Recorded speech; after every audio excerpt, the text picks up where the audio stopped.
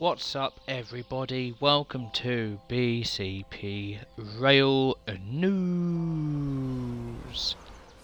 I'm your host, BCP Rail 123, and today a new article has come out about the passenger bundle. That's the Acela and NY-Trenton. And I also missed one about the freight pack, which I'll just lightly skim over as I'm not really interested in it. It basically just tells us that we're getting 6 liveries on Sherman Hill, yada yada yada. Tells us about the liveries. I'll quickly glance over them, so you can pause this and read it as you may, as this article isn't the focal point of this news video.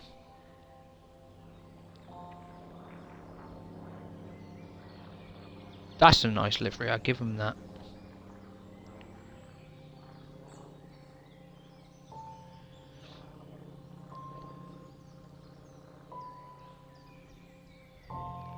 I probably won't get, I'm not going to get this pack however, because it's a bit...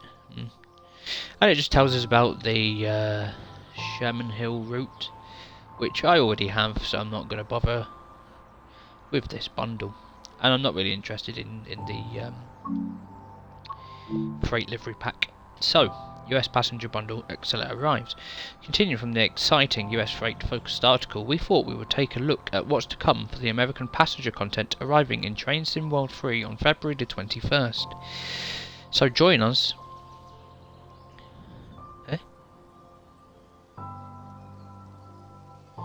Northeast Corridor, New York to Trenton.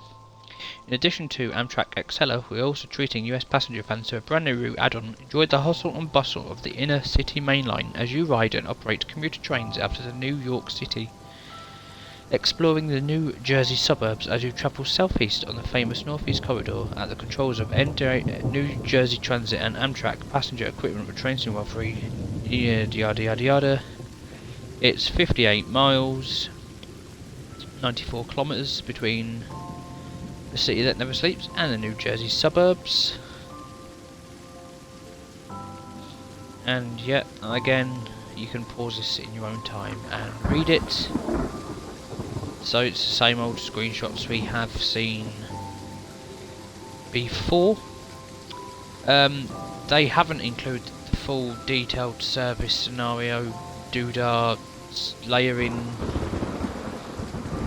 whatnots in this. That is on a different forum on the forum. So yeah, I'm going to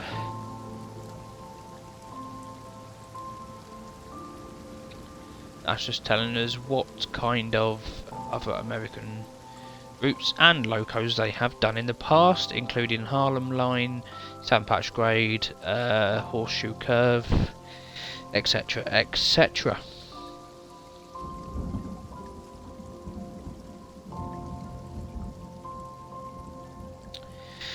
So, I'm just going to talk about layers and the lack thereof.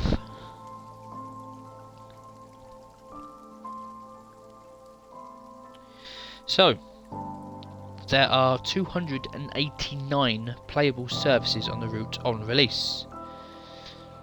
For Amtrak services, you have 123 services. That's Amtrak Northeast Regionals, 37, Amtrak Keystones, 21, Amtrak Silver Meteor, 2, Amtrak Vermonter, 2, Amtrak Crescent, 2, Amtrak Pennsylvanian, 2, Amtrak Silver Star, 2, Amtrak Carolinian, 2, Amtrak Cardinal, 2, Amtrak Palmetto, 2, Amtrak Deadheads to and from Sunnyside Yard, 49.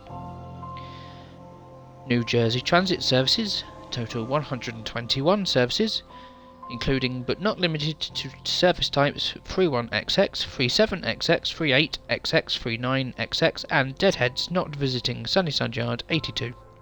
New Jersey Transit Deadheads for to and from Sunnyside Yard, 39. Amtrak Acela services, total 45 services. Amtrak Acela, 32 services. Amtrak Acela Deadheads to and from Sunnyside Yard, 13. Now that's cool, I like that. Now this is where it gets a bit sad.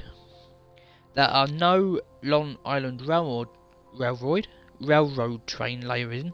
These would be only available at New York Penn Station. There isn't stationary CSX logos in the yards, as we determined they would hamper performance for something which ultimately isn't playable. All players 8th or 9th gen will receive the full timetable. Now, on the subject of performance, I believe this is absolute nonsense. We have timetables with loads of services and with loads of stuff you cannot drive, and it does not hamper performance whatsoever. I am of course talking the likes of Brighton Main Line and Southeastern High Speed, where we have stuff like the HSTs running between the HSTs and the freight that you see at Clapham Junction.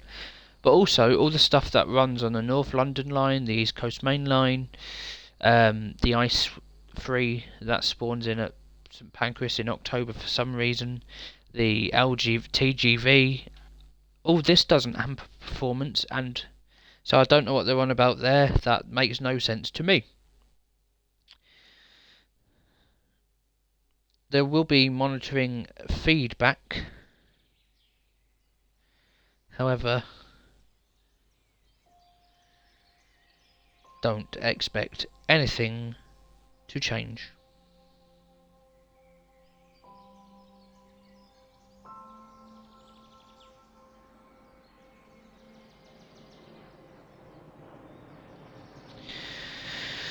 The Americans are, of course, kicking butt. I mean, well, kicking a can of moan in the forums. I mean, the forums these days are just flipping stupidly moaning.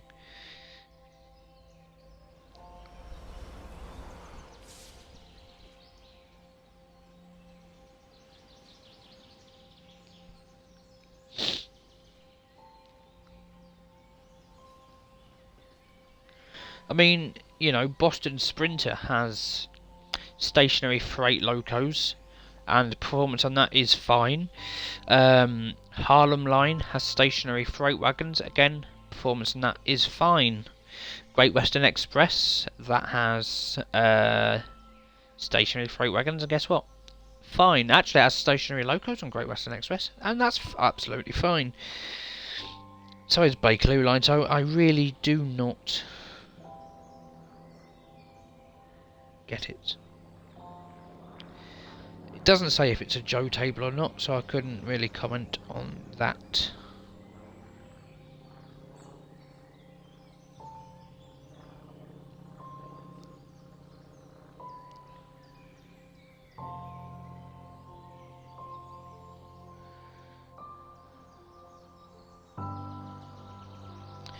Well, that is it for this episode of BCP Rail News. I hope you've enjoyed that. Join me next Tuesday for a look at the Acela and NY-Trenton. I am not getting the freight pack. It's too much. It's too expensive for what you get. So,